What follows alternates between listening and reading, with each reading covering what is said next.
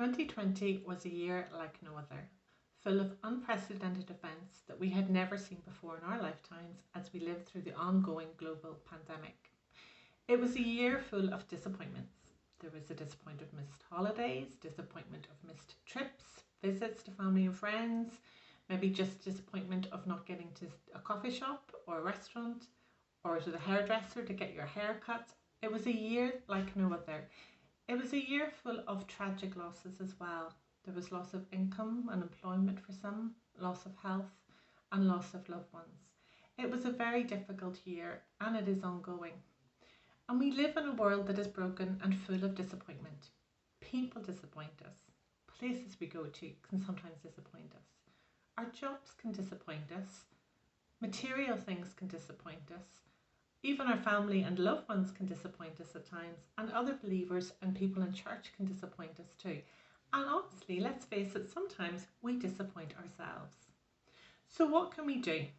Well, one of the most helpful books that I read in 2019 before the pandemic was Investor Disappointments by Paul Mallard.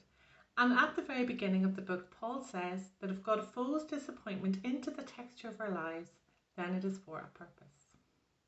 And then he goes on to say, the way in which our hearts react to disappointments will determine the direction of our lives. If we allow grumbling and criticism to grip our hearts, we will struggle with disappointment and allow it to shape our whole outlook. If, on the other hand, we cultivate a grateful, thankful heart, we will learn to deal with disappointments in a God-honouring way. Through the book, Paul then takes us on a journey through the land of disappointment. He looks at topics such as when work frustrates us, when relationships fail, when our children break our hearts, when church distresses us, when we're disillusioned with ourselves, when even God seems to let us down. And in each chapter, he has helpful practical application to deal with each topic. Paul then takes us to the source that will help us to persevere in disappointment, and that is Jesus. Jesus is sufficient. The closer we get to Jesus, the bigger he becomes, and he will never disappoint us. Guarding our hearts and developing gratitude attitudes, Paul says a grateful heart and thankful lips are two of the great antidotes to disappointment. Paul then finishes his book by reminding us of the power of hope and reminds us that the rewards promised by the Father are universal and eternal in their dimensions. The disappointments of this world are designed to make us homesick for heaven, Paul writes. We know that there is more.